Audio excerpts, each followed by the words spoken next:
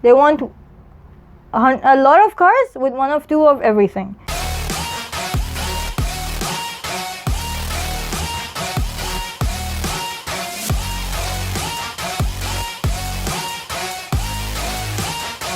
I mainly got involved in car events through car clubs, which basically I was part of UAE Car Chicks first.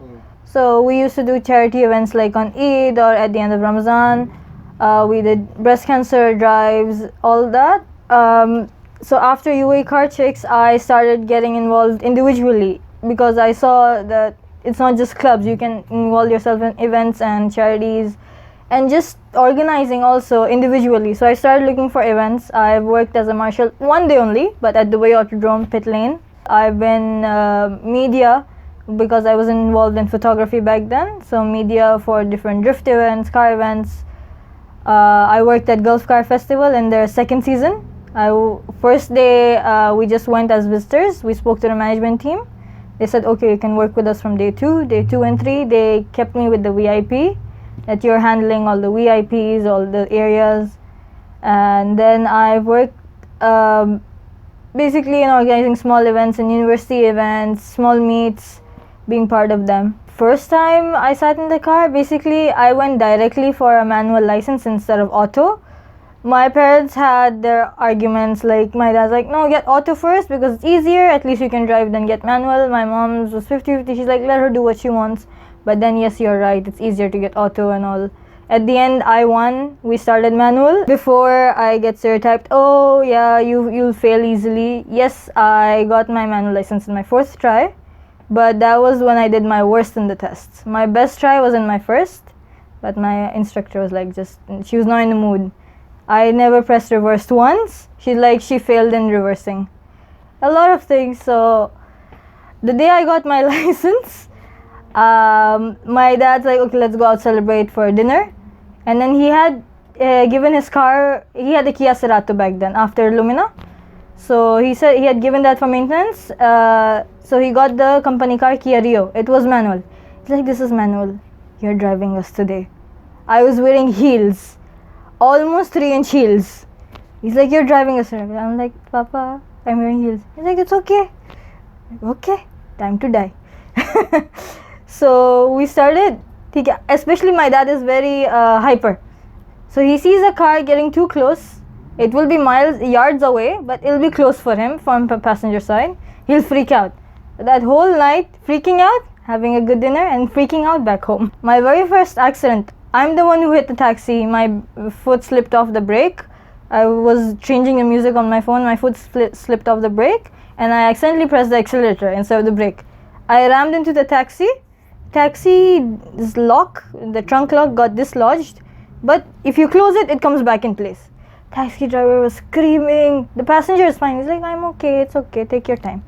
Screaming, oh, I'll get fined for this. The police comes, my bumper's paint was all chipped off. It was the Trailblazer itself.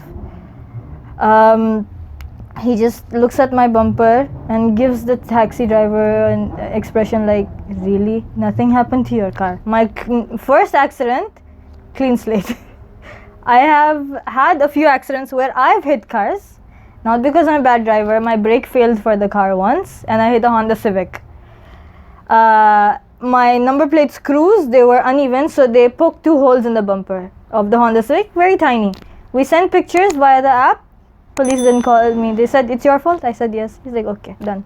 No red paper, nothing. It was just no damage, no fine, nothing.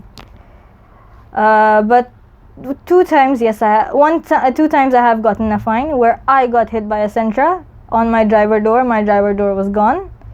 I got the fine. Why are you in the wrong lane? And then recently I had an accident as well. I hit a Range Rover Discovery 5. My headlight cracked. Her door has to be replaced. So now you can see steel body versus fiber bodies, how well they work. It would be surprising and biased to say that in a way, in terms of being an SUV, a sports car, everything, and SS is actually Trailblazer SS is a perfect combination. But definitely I would change the engine. The LS2 is powerful, but definitely I would get an LSA inside. Then the interiors would change it definitely to Maseratis interiors, because those are comfortable as ever possible. The steering I would keep of a G-Class because it's stable. It's hard, but it's stable, and I'm not a fan of G-Classes, honestly. The transmission, it's a tie. The Porsche have good transmissions, but also I like the transmissions of Subarus. They're very smooth, especially if it's manual. It's very smooth to shift between gears. Automatic, we can keep it for a Porsche. I know a lot of people are like, air suspension is not functional on tracks and everything, but honestly, I have seen air suspension airbags on off-road cars as well. It helps adjust with the adjustments of the height, especially in rocky areas like Australia. I got to know a girl, she has this Land Cruiser, so she has airbags on her rear side. So I can see when she's going through the rocks, big rocks, you can see them adjusting. So they're actually more functional than we think. Here we use them for shows mainly. We get the show kits. But there are track kits, there are off-road kits. There are different kinds of airbags that you need. So if you need it for a daily car as well as a race car, you could say airbags are the way to go in some cases. So I would love to have air suspension on my Franken car. So right now, I am currently, my average score is the same as one of their oldest inspectors. So we're the first ones to get allocated the car. That, let's say we get 3 cars. We have, let's say, a Micra, a Porsche 911, and a Tundra. Whoever checks in first, let's say a Tundra checked in first, then the Micra, and then the 911. So if my senior and I are present, we keep looking at each other, who will get this car. So if it's a really horrible car, we're talking to our senior, we're praying that please let her get it, or let him get it, let her. And sometimes, because he still is a senior, more senior to me, so he has more number of inspections than me, so he ends up getting the worst cars sometimes. But if it comes to supercars or classic cars, sometimes the luck is in my favor and I end up getting it before him.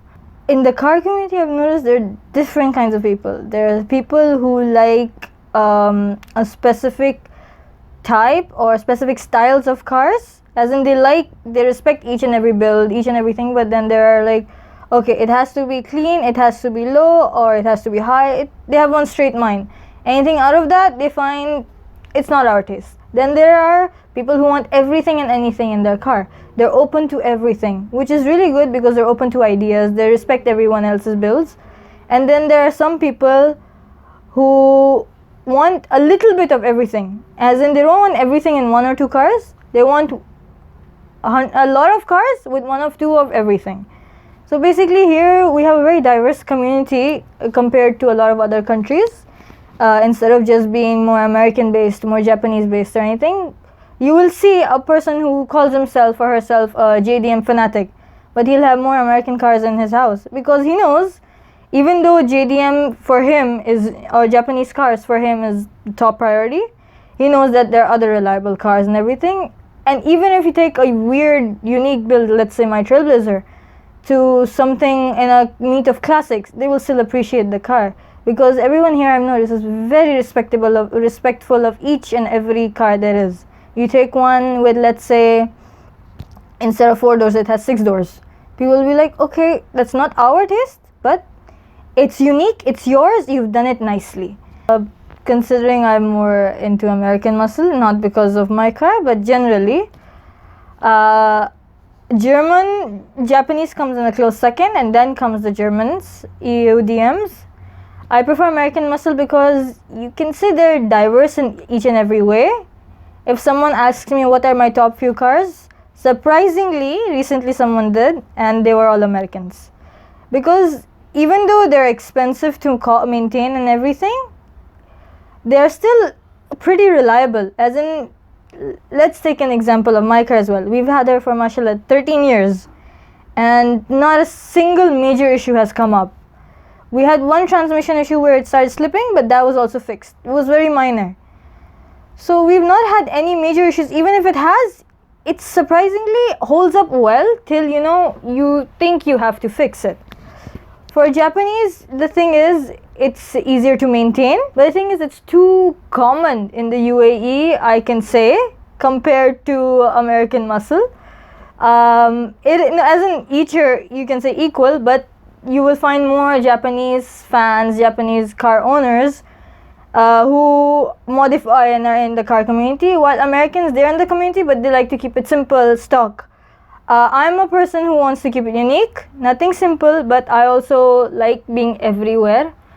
So I know an American muscle does it, nobody kill me, surprisingly a little better than some Japanese and Germans. Germans, expensive to maintain. As far as in my personal experience, they break down very easily. Some cars, not all, some cars. But it's a personal preference. I have likes and dislikes in each and every. I hate a few Americans. I actually hate more Americans than I like American cars.